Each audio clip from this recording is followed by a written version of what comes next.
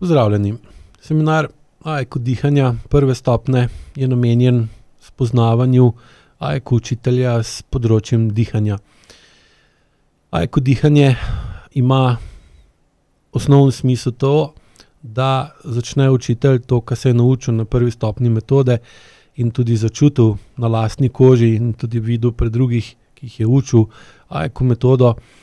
In to je, da začne razumeti, kaj je senzorno-motorna amnezija in kaj je kronična zakrčenost mišic in kako senzorno-motorna amnezija in kronična zakrčenost mišic vpliva tudi na dihanje. V seminarju Dihanje 1 se začne učitelj tudi bolj konkretno spoznavati s čustvi in občutki in posledicami potlačitve čustev, popačitve čustev, tega, da se ne sme spontano in avtentično odzvati v določenih situacijah, ko se znajde v nemoči, ko se znajde v takšni vlogi ali pod pritiskom, ki povzroča travmo, hkrati mu pa okolica pri tem ne more biti v pomoč. Običajno se take situacije največkrat zgodijo in imajo tudi najmočnejši vpliv na dihanje ravno v otroštvu, ko je otrok v bistvu zelo nemočen, nesposoben skomunicirati, povedati, razložiti, zakaj, kaj se mu dogaja, kaj mu ne ustreza, in mu seveda potem tudi odrasli,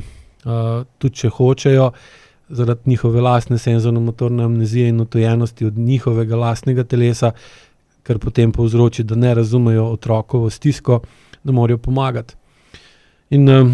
če otrok začne se spontano odzivati,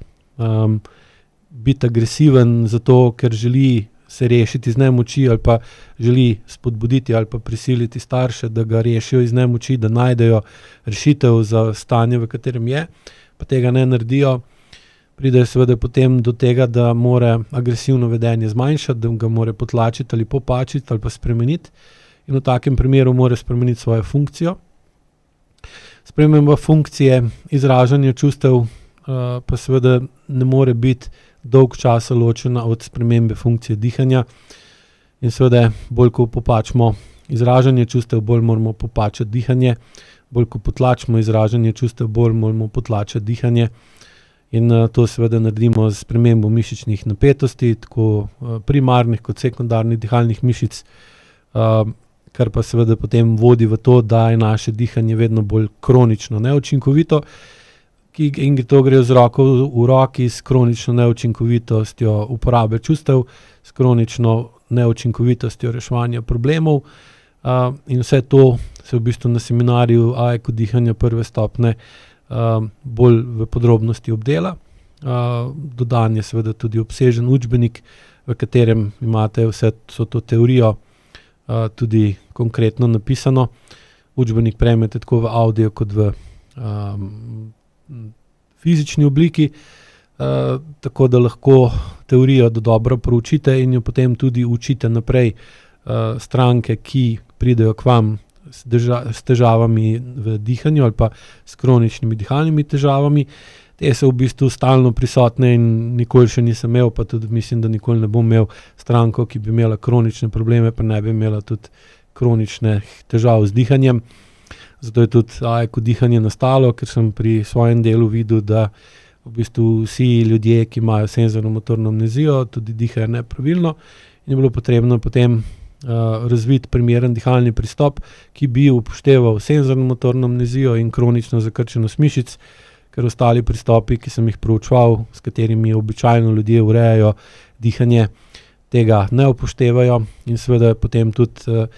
rezultati, ki jih dosegajo z temi pristopi, niso enaki kot te, ki jih lahko dosegamo z AIQ dihanjem. Seveda, to spet, tako kot pri AIQ metodi, pomeni, da mora učitelj AIQ dihanja prve stopnje sam na sebi stestirati, preizkusiti,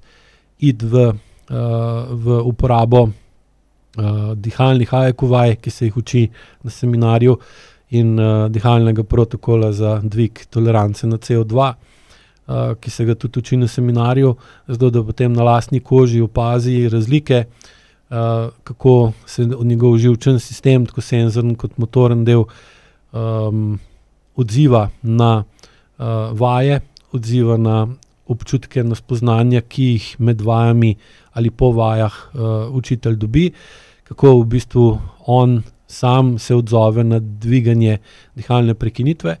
ki je občuti alergijo na sproščanje in strah pred sprostitvijo,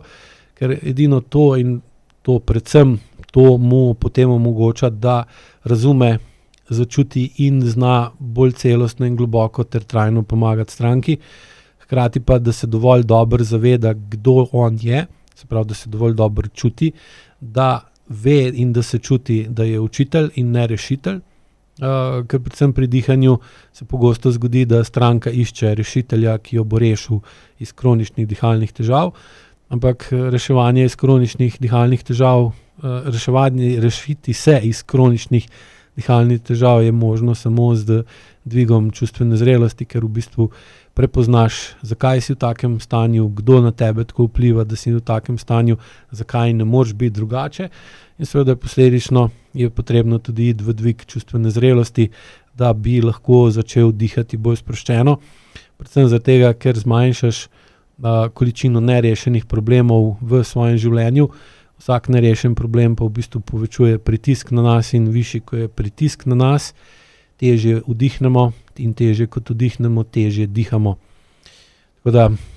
namen samega seminarja je ravno to, da začnemo bolj razumeti, kakšen je vpliv neučinkovitosti reševanja problemov in neprimerne čustvene zrelosti na dihanje. Pri sebi to urejujemo in potem to, kar dosežemo, lahko učimo tudi druge ljudi. Lep pozdrav.